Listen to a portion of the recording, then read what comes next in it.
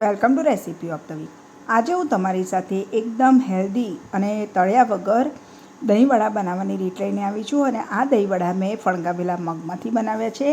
એકદમ ટેસ્ટી અને એકદમ સોફ્ટ દહીંવડા બને છે. તો તમે આખો વિડીયો જરૂરથી જોજો. તો ફણગાવેલા મગ મેં 1 કપ જેટલા લઈ લીધા છે અને આ મગ પણ મેં ઘરે જ ફણગાવ્યા છે.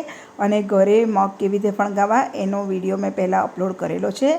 તો એની સાથે મેં 2 ટેબલસ્પૂન બારીકવાળી સોજી લઈ લીધી છે. હવે જે ફણગાવેલા મગ છે એને આપણે મિક્સર જારમાં ક્રશ કરી દેવાના છે. થોડાક દરદરા રાખવાના છે, એકદમ ફાઇન પેસ્ટ નથી બનાવવાની. તો પહેલાં મેં મિક્સર જારમાં ફણગાવેલા મગ લઈ લીધા છે અને પાણી વગર જ હું પહેલાં એને પીસી રહી છું. તો મેં પાણી વગર પીસ્યા છે, પરંતુ એકદમ સરસ ટેક્સચર નથી આવ્યું.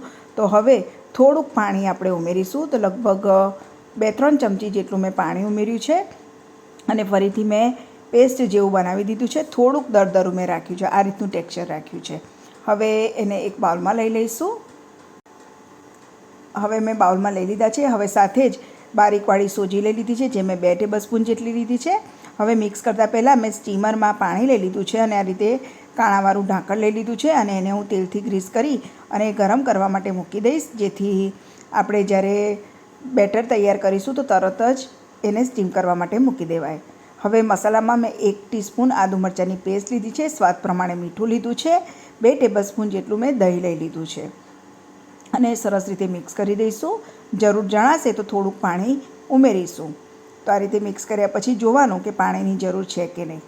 તો બહુ કઠણ પણ નહીં અને બહુ નરમ પણ નહીં, એ રીતનું આપણે ખીરું રાખવાનું છે. આપણે જે રીતે દાળવડા બનાવી અને ખીરું રાખીએ એ રીતનું રાખવાનું છે. હવે 1/4 ટીસ્પૂન જેટલો મેં ખાવાનો સોડા ઉમેરી દીધો છે, જેથી આપણા જે દહીંવડા છે એકદમ સોફ્ટ બનશે. અને હવે એક જ ડાયરેક્શનમાં મેં 1 મિનિટ માટે આ રીતે ફેંટી લીધું છે. તો આ રીતનું ટેક્સચર રાખવાનું છે ને આ રીતે આપણે ગોળા જેવું વાળી દેવાનું, આ રીતે. તો પાણી પણ સરસ ગરમ થઈ ગયું છે. તો હવે આપણે જે વડાનો શેપ આપીને વડા તૈયાર કર્યા છે એ આ રીતે મૂકી દઈશું અને આ રીતે બધા જ વડા હું તૈયાર કરી દઈશ. તમે વેઇટ લોસ કરવા માગતા હો તો તમે આ રેસીપી ટ્રાય કરી શકો છો અને આ હાઈ પ્રોટીનવાળી રેસીપી છે. તો આ રીતે બધા જ વડા હું મૂકી દઈશ. આપણે જે બેકિંગ સોડાનો ઉપયોગ કર્યો છે ને એ લીધે વડા એકદમ સોફ્ટ બનશે. ખીરું તમારે આ રીતનું જ રાખવાનું છે. હવે બધા જ વડા મેં મૂકી દીધા છે. તો ઢાંકણ ઢાંકી અને હાઈ ફ્લેમ ઉપર 15 મિનિટ માટે આપણે સ્ટીમ થવા દઈશું. 15 મિનિટ થઈ ગઈ છે અને ચેક કરી લીધા છે તો વડા સરસ રીતે સ્ટીમ થઈ ગયા છે. તો હવે 10 મિનિટ માટે મેં એને ઠંડા થવા માટે મૂકી દીધા હતા. 10 મિનિટ પછી વડા ખાવા માટે તૈયાર છે. તો હવે દહીંવડા હોય તો દહીં વગર તો દહીંવડા ખાઈ જ ના શકાય. તો મેં ફ્રેશ દહીં લઈ લીધું છે અને એમાં મેં દળેલી ખાંડ ઉમેરી દીધી છે. તમને જે પ્રમાણે દહીં અને ખાંડનું પ્રમાણ પસંદ હોય એ પ્રમાણે તમે એડ કરી શકો છો. અને દહીં પણ ઘણા લોકોને વધારે પસંદ હોય તો વધારે પણ લઈ શકે છે.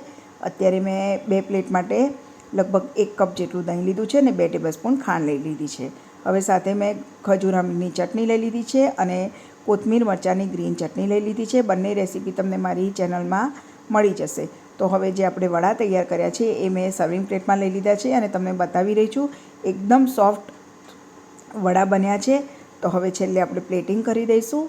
તો જે મેં દહીં ગળ્યું તૈયાર કર્યું છે એ આ રીતે લઈ લેવાનું છે. તમને જે પ્રમાણે દહીં પસંદ હોય વધારે ઓછું એ પ્રમાણે લેવાનું.